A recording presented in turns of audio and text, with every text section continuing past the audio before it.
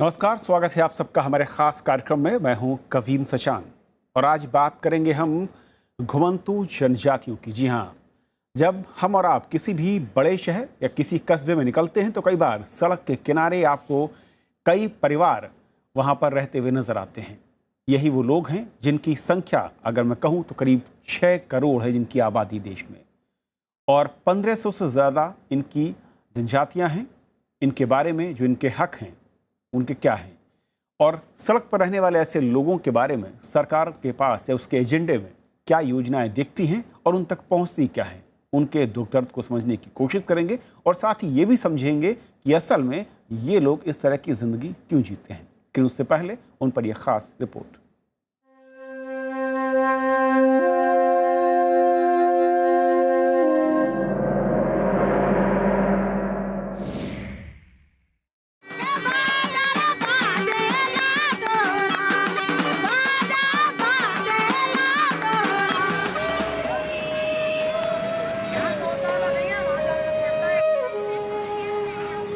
बंजारे इतिहास और परंपराओं का बोझ लेकर देश के हर शहर में सड़कों और नालों के किनारे बनी झुग्गियों और टेंटों में देखे जा सकते हैं।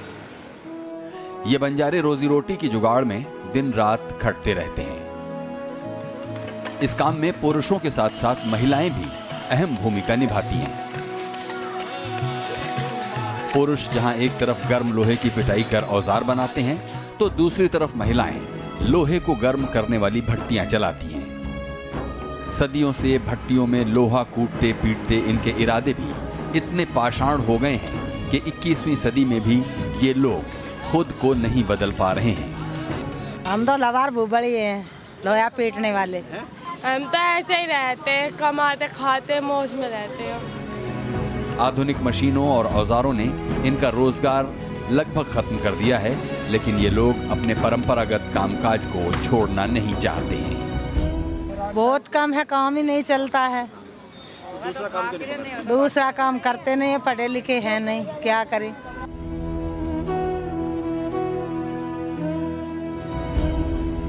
देश में घुमंतू जनजातियों की जनसंख्या करीब 6 करोड़ है। हैरानी की बात यह है कि आजादी के बाद पहली बार 2011 में इनकी जनगणना की गई। ऐसे में इन बंजारों ने सरकारी योजनाओं से कितना लाभ उठाया होगा, इसका सहज ही अंदाजा लगाया जा सकता है। ये सब जो नोमैड्स हैं वो क्योंकि किसी एक जगह के बसे हुए नहीं हैं, ये अपने आप को बसा हुआ नहीं कहते।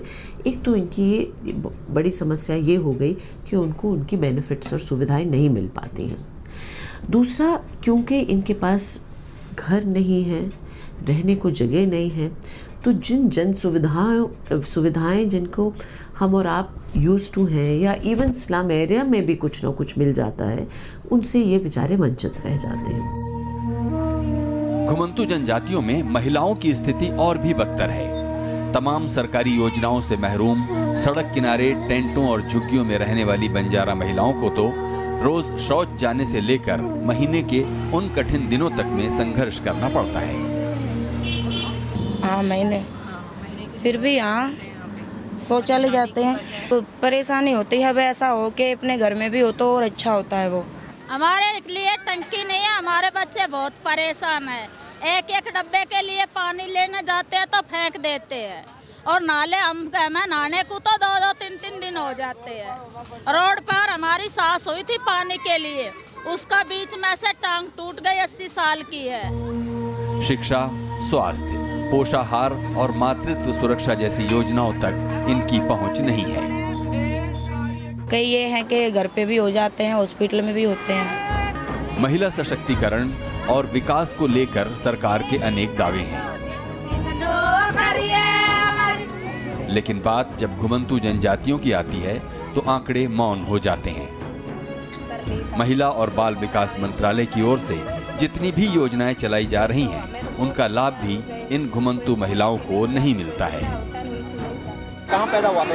ये हॉस्पिटल में हुआ।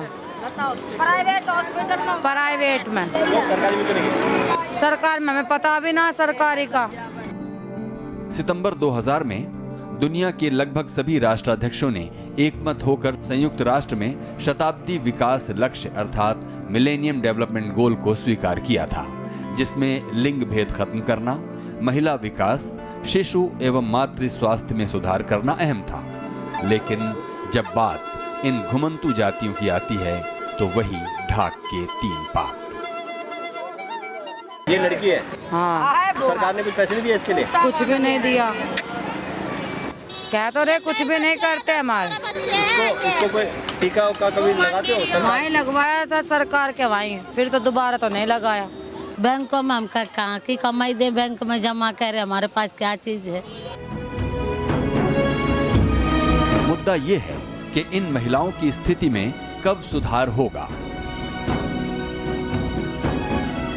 क्या शौचालय और स्नान जैसी मूलभूत सुविधाओं के लिए सुरक्षित और निजतापूर्ण स्थान मुहैया कराना इतना मुश्किल है? अगर ये स्थिति देश की राजधानी में है तो अन्य हिस्सों में कैसी होगी, ये इन घुमंतू परिवारों से मिलकर जाना जा सकता है। प्रेम बहुखंडी, राज्यसभा टीवी, दिल्ली।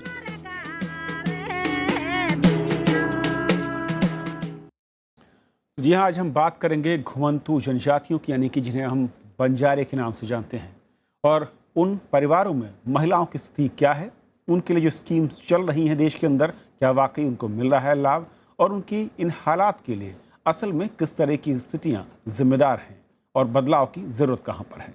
हमारे साथ 4 खास मेहमान हैं जिनका मैं परिचय करा दूं। मेरे साथ डॉक्टर दुनू राय हैं जो कि एक्सपर्ट हैं अर्बन डेवलपमेंट में। सर, बहुत बहुत स्वागत है आपका। मेरे साथ हैं रमेश जी जो कि सोशल एक्टिविस्ट हैं। रमेश जी, आपका भी स्वागत है। और रेवा नैयर हमारे साथ हैं, former secretary ministry of women and child. Reva ji, आपका स्वागत है। और मेरे सहयोगी प्रेम बहुखंडी जो कि रिसर्च विभाग के प्रमुख हैं और जिन्होंने ज़मीनी हकीकत को देखा और समझा है, उस पर बताएंगे। प्रेम, स्वागत है आपका। शुरुआत मैं करना चाहूँगा रेवा जी आपसे, क्योंकि इनको लेकर 2011 में पहली बार मैं कहूँ कि सिस्टम जागता है और उनकी कम से कम आंकड़ों को लेकर एक खाका तैयार करने की कोशिश होती है। इतनी देरी से क्यों? देखिए, मैं जब सरकार में थी और मैंने यही महकमा संभाला था, विमेन एंड चाइल्ड डेवलपमेंट, उस वक़्त इनके लिए कोई स्पेशल पॉलिसी नहीं थी। जो चीज़ें उपलब्ध की जाती हैं महिलाओं को और बच्चों को, जैसे कि आंगनबाड़ी है, हेल्थ केयर है, न्यूट्रिशन है, ये सब था। लेकिन 2011 में आप कह रहे हो, मैं 2006 में रिटायर हो गई थी। उसके बाद मैंने देखा है कि कॉन्शियसनेस फैली है, इनके आंकड़े भी इकट्ठे किए गए हैं और अब आप कह रहे हो 6 करोड़ के करीब लोग हैं, पर ये अलग अलग शहरों में बटे हुए हैं।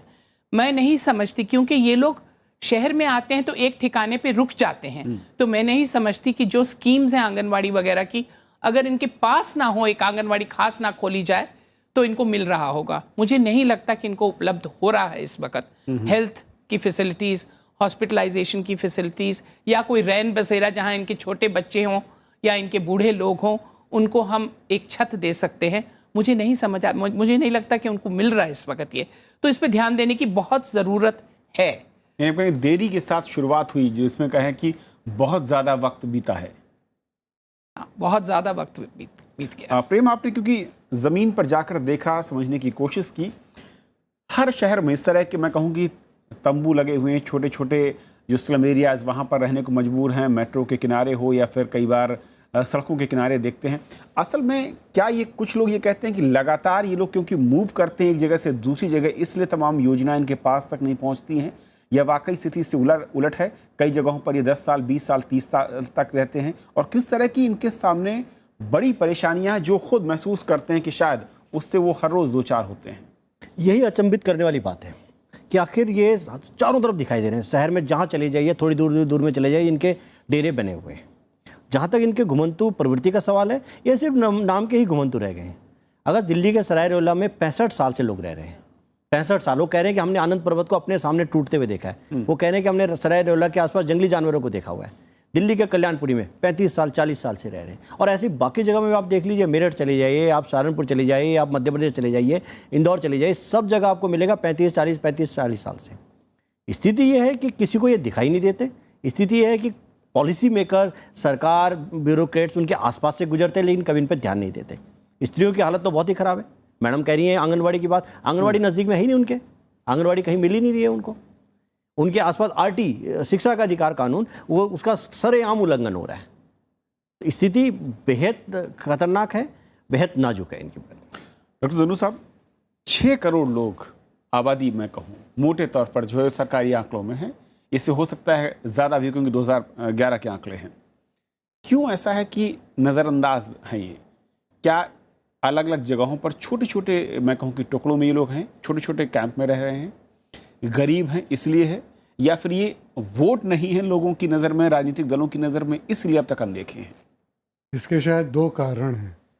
एक तो ऐतिहासिक कारण है कि ये घुमंतू क्यों रहे।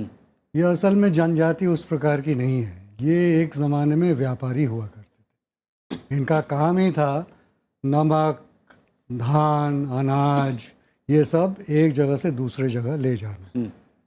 और इनके सामने दिक्कत कब आई? जब रेलवे फैलना शुरू हुआ है। 1851 से रेलवे फैलना शुरू हुआ है और उसकी वजह से इनका जो व्यापार था उसमें व्यवधान आने लगा। इसलिए 71 में इनको आपराधिक जाति करार दिया गया, घोषित किया गया, क्योंकि रेलवे उनको रास्ते से हटाना चाहती थी। तो एक प्रकार से आप देखें तो ऐतिहासिक रूप से इनको नज़रअंदाज किया गया है। दूसरा, इनके सामने क्या विडंबना है कि आज़ाद भारत में जितनी भी योजनाएं बनी हैं वो स्थिर आबादी के लिए बनी, यानी कि आपके पास जब तक पता नहीं होगा तब तक आपको राशन कार्ड नहीं मिल सकता, आपको वोटर कार्ड नहीं मिल सकता, आपको जिसको कहते हैं इस देश की नागरिकता पहचान ही नहीं है जब तक आपके पास एक जगह ना हो जिसको आप घर कहें। अब इस प्रकार की जाति के लिए जब घर ही नहीं है तो उसकी पहचान कहाँ से आएगी? तो इसलिए वो वंचित रहेंगे। तो इन दोनों विडंबनाओं के बीच में ये फंसे हुए हैं और जब तक प्रशासन इस बात को समझेगी नहीं कि इनको जानबूझ के नज़रअंदाज कर दिया गया है, और दूसरी तरफ जब तक योजनाएं इस प्रकार की नहीं बनेंगी जो कि उनके स्वभाव और चरित्र के साथ जुड़ती हों।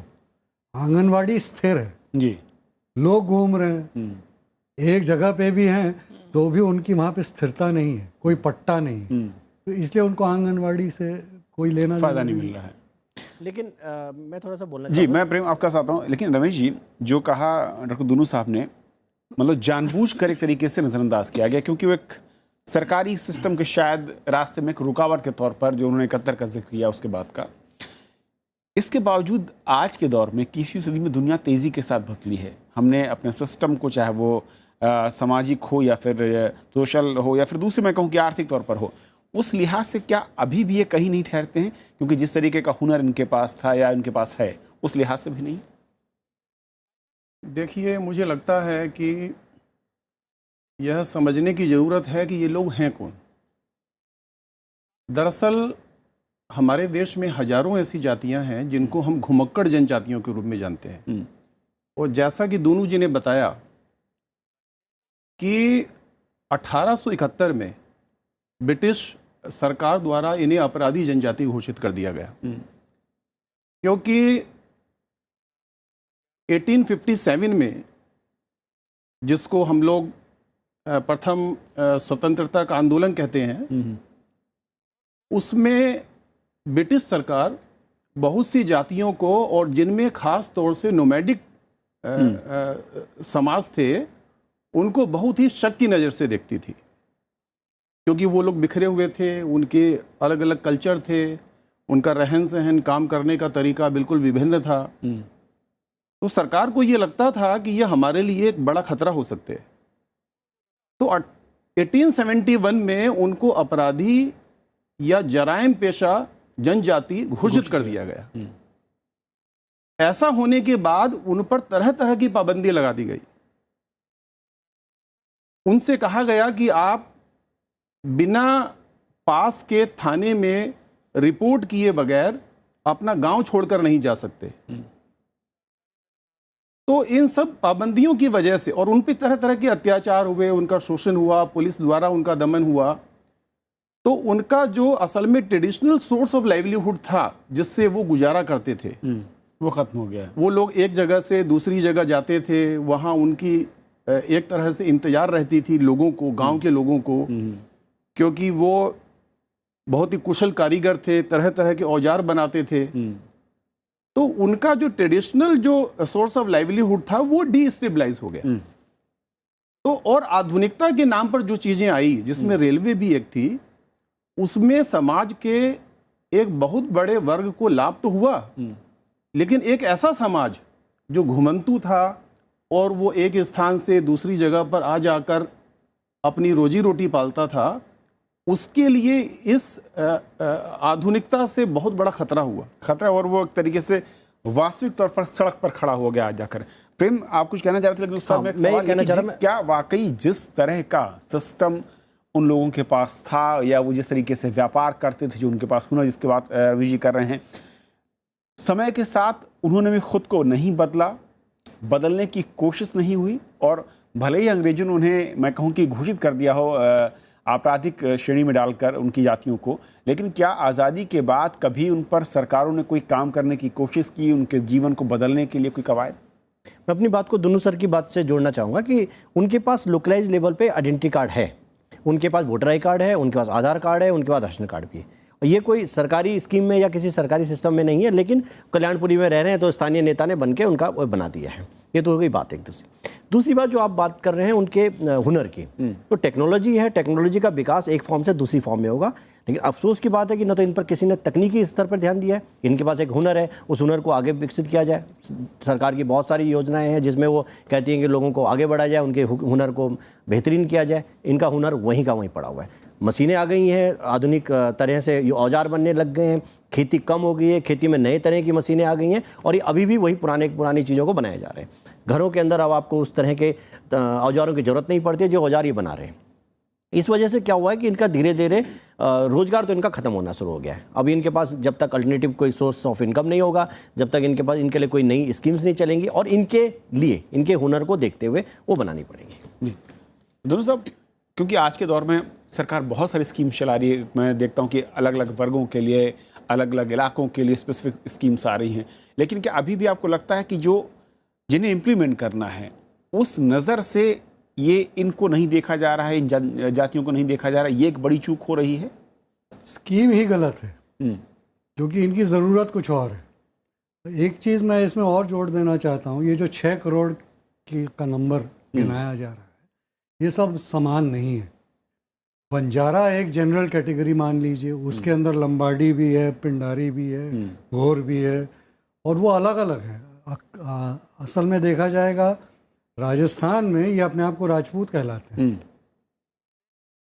आप आंध्रा में चले जाएं तो ये ओबीसी बन जाते हैं। तो इनकी जाति भी बदलती है। तो ये एक कैटेगरी नहीं है, कई कैटेगरी है।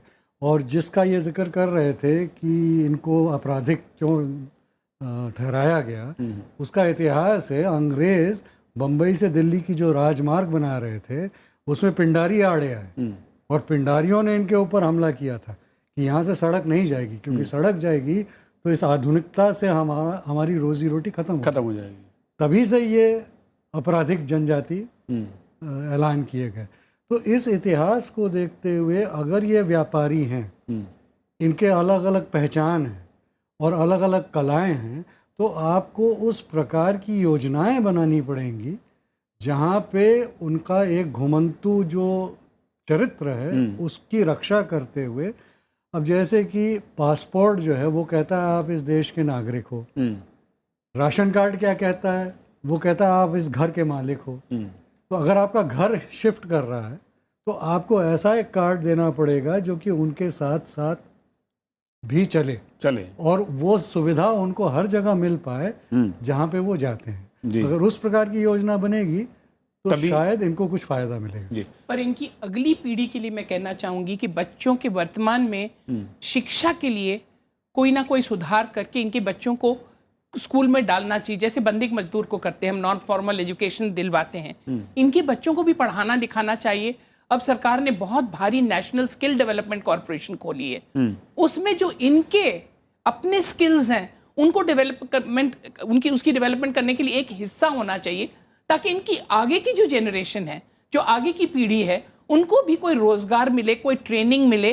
नेशनल क्राफ्ट्स काउंसिल है, वहां पे प्रिजर्व करने के लिए इनकी कोई क्राफ्ट्स हो जिनको इनको प्रिजर्व किया जाए, ताकि इनके जो आगे के लोग हैं, बच्चे हैं, उनको भी कुछ फ्यूचर मिले। लेकिन जैसा कि प्रेम कह रहे हैं कि कई इलाकों में उनके पास सरकारी जो एक मैं कहूँ कि फॉर्मेलिटीज़ के लिए पेपर्स चाहिए वो भी है, लेकिन उसके बावजूद जो सरकार की स्कीमें, चाहे शिक्षा की हो, महिलाओं के लिए तमाम स्कीम से कोई लाभ उनको नहीं मिलता है। उससे वंचित हैं ये लोग। क्यों? मैं ये क्या इसके लिए ये माना जाए कि जो स्थानीय स्तर पर प्रशासन होता है जिस पर इम्प्लीमेंट करने की जिम्मेदारी, यानी कि डिस्ट्रिक्ट लेवल है, फिर तहसील लेवल पर, वो लोग इनको देखते ही नहीं, वो मानते हैं कि नहीं ये हमारे न तो समाज का हिस्सा है और ना ही हमारे सिस्टम में कहीं को इनका रोल दिखता है। पर चूंकि ये बैठे हुए हैं आपकी पेवमेंट्स पे, आपके सड़क के बराबर बैठे हुए हैं, तो उनको तो देखना ही पड़ेगा, उनको पहचानना पड़ेगा और उनके लिए कुछ करना पड़ेगा, वरना वो जो उनकी अगली पीढ़ी है अनपढ़ रह जाएगी, उनके पास कोई स्किल्स नहीं होंगे, उनके पास कोई व्यापार नहीं होगा, उनके पास एम्प्लॉयमेंट नहीं होगी, तो क्या करेंगे वो लोग? तो ये सोचना ही पड़ेगा सरकार को। आई थिंक दिल्ली की गवर्नमेंट को लोकल गवर्नमेंट के लेवल पे सोचना ही पड़ेगा इनके बारे में। लेकिन अब तक जो रूलिंग है, क्या उसके हिसाब से कहीं पर ये फिर बैठते हैं, कहीं पर नजर आते हैं? जैसे कि दुनू साहब कह रहे हैं कि क्योंकि वो स्थायी नहीं है, उनके पास कोई एक जगह का मालिकाना हक नहीं है जहां पे रेजिडेंस प्रूव कर सकें, इसीलिए वो हर जगह नेग्लेक्ट है। अगर सरकार कदम लेती है तो ये आएंगे सामने, उनको भी चाहिए कि हमारे बच्चे पढ़ें, हमारे बच्चों की ट्रेनिंग हो, इनकी नौकरियां लगें, कोई एम्प्लॉयमेंट एक्सचेंज में उनका नाम दर्ज हो। अगर ये एक तरह से सरकार अनाउंस करेगी तो जरूर ये सामने आएंगे, क्योंकि आधार कार्ड लेके तो बैठे हैं। मतलब इसका मतलब ये है कि कुछ कुछ चीजों से ये फेमिलियर हो चुके हैं, इनके कुछ कुछ हक आ चुके हैं, इनको मालूम है हमारे हक क्या हैं। तो कह रहे हैं वोटर आईडी कार्ड भी है इनके पास, तो इनको पढ़ने लिखने, इनके बच्चों को स्कूल में एडमिशन देने में तो कोई मना नहीं होगी। नेबरहुड स्कूल में जा सकते हैं, सरकारी स्कूल में कोई मना नहीं करेगा इनके एडमिशन के लिए, लेकिन इनको लाना पड़ेगा अपने दायरे के अंदर, सरकार दायरे लाना पड़ेगा। प्रेम, वाकई ये सवाल आपने पूछा, वहां समझने की कोशिश की कि चाहे वो शिक्षा की बात हो या स्वास्थ्य का हो या फिर महिलाओं के अधिकारों को लेकर, अगर इनके पास डॉक्यूमेंट्स हैं तो फिर उससे वंचित क्यों हैं? वजह क्या दिखी आपको? वो जा रहे हैं कुछ स्कूलों में, कुछ ने एडमिशन करा रखे हैं। दिक्कत क्या हो रही है, जब वो स्कूल में जा रहे हैं और लोकल विद्यार्थियों के साथ शामिल हो रहे हैं तो लोकल विद्यार्थी उनको अडॉप्ट नहीं कर रहे। सड़क में रह रहे हैं, नाले के ऊपर रह रहे हैं, नाला साफ़ करने वाले हैं, हर बार उनका घर झुग्गी तोड़ देते हैं, नाला साफ़ करते हैं, जैसे ही साफ़ करने वाले भागते हैं वो वापस लगा लेते हैं। हर वक्त इनका घर टूटने के कगार पर रहता है, हर वक्त ये खतरा रहता है कि कब कौन विभाग आके हमको धमका के और भगा देगा। ऐसी स्थिति में बच्चे जा भी रहे हैं स्कूलों में, तो उनके जो लोकल बच्चे हैं उनके साथ वो ठीक से फेमिलियर नहीं हो पा रहे, उनके साथ ढंग से अडॉप्ट नहीं कर पा रहे, उसको कोप नहीं कर पा रहे। ऐसी स्थिति में दिक्कत हो रही है कि धीरे धीरे स्कूल छोड़ दे रहे हैं। अब कोई घर में पढ़ाने वाला है नहीं, घर वालों को इससे पहले शिक्षा के बारे में पता नहीं है, वो कह रहे हैं जी सरकारी स्कूल है, हम तो वहाँ जाते नहीं, पढ़ाते नहीं है। जब मैंने उनसे पूछा कि हम सब सरकारी स्कूल से बढ़ के आए हैं, इस देश की इस टाइम जो टॉप लीडरशिप है, चाहे वो ब्यूरोक्रेसी में है या पॉलिटिशियन में है, वो सारे ज़्यादातर उनमें से सरकारी स्कूलों से पढ़ के आए, तो फिर तुम्हारे बच्चों को क्या दिक्कत हो रही है? लेकिन मुझे लग रहा है कि जो स्थानीय लोगों के साथ उनका जो कॉन्फ्लिक्ट है, वो रह रहे हैं वहाँ पे, लेकिन स्थानीय लोग उनको अभी भी अडॉप्ट नहीं कर पा रहे। आप करेंगे स्थानीय लोग नहीं अडॉप्ट कर पा रहे हैं और ना ही सिस्टम, उनके लाइफ स्टाइल को लेकर सरकार अडॉप्ट कर पा रही है। वाकई रमेश जी, ये एक बड़ा दर्द है जो शायद आप कुछ भी कर लीजिए, लेकिन अगर अडॉप्ट करने को आप तैयार नहीं है, सोच आपकी उस तरह की हो चुकी है, तो फिर बदलाव कैसे आएगा? देखिए, ऐसा है, आज़ादी के बाद मुझे लगता है कि हमारे देश में जितनी भी सरकारें रही हैं, उन सरकारों ने कभी भी इस समाज के सही विकास की दिशा में सोचने का प्रयास नहीं किया। असल में नोमैडिक जो लाइफ है उसको हम हमेशा से बहुत ही रोमांटिसाइज करते रहे। एक बहुत दिनों तक यह अवधारणा बनी रही सरकार में कि ये लोग बसना ही नहीं चाहते। अगर इनको बसाने की कोशिश भी की जाए तो ये लोग घुमंतु ही रहना चाहते हैं, जबकि बड़े पैमाने में दिया गया। जबकि यह सच नहीं है। ये लोग भी समाज की मुख्य धारा में आना चाहते हैं, ये भी और लोगों की तरह समाज के बीच में रहना चाहते हैं, उनके साथ में मिलकर काम करना चाहते हैं।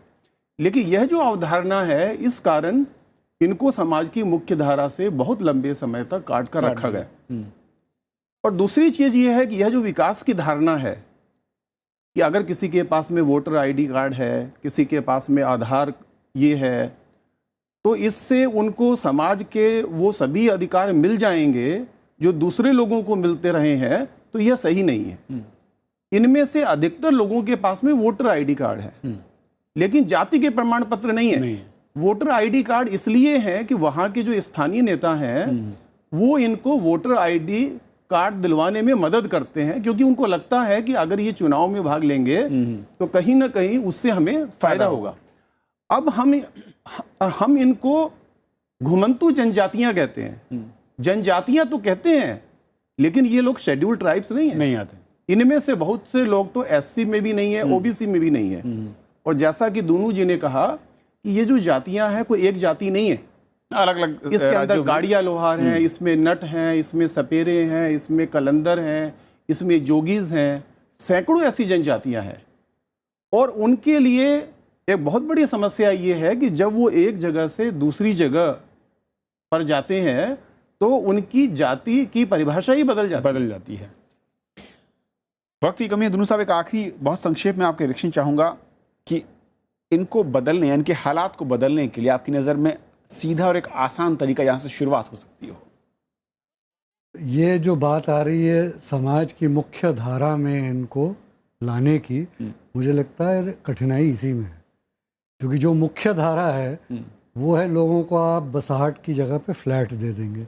फ्लैट में ये लोहा पीट पाएंगे? नहीं पीट पाएंगे, इसलिए फ्लैट में जाना नहीं चाहते। तो इसलिए मुख्य धारा की बात कहने के बजाय जो इनकी अपनी ज़रूरत है उस ज़रूरत का थोड़ा अध्ययन करना चाहिए और उस अध्ययन के मुताबिक किस प्रकार का घर बनाना चाहिए, किस प्रकार का रोज़गार होना चाहिए। जो लोहा पीटता है वो टाटा स्टील प्लांट में काम नहीं कर सकता। दूसरा वक्त की कमी, लेकिन उन्होंने बहुत अहम बात कही कि इनकी ज़रूरतों के लिहाज से स्कीम्स बनाकर उनके लिए वो स्कीम्स चलाई जाएं और उनकी ज़िंदगी को संवारने की कोशिश की जाए, ना कि उनको उनकी जगह से हटाकर मुख्यधारा में जोड़ने का प्रयास जो कि विफल साबित हुआ है अब तक। बहुत बहुत शुक्रिया आप सभी मेहमानों का हमारे साथ इस बहुत ही अहम मसले पर जुड़ने के लिए। तो हमारे आज के इस खास कार्यक्रम में फिलहाल इतना ही। वक्त ब्रेक का है, आप बने रहिए राजसभा टीवी के साथ। नमस्कार।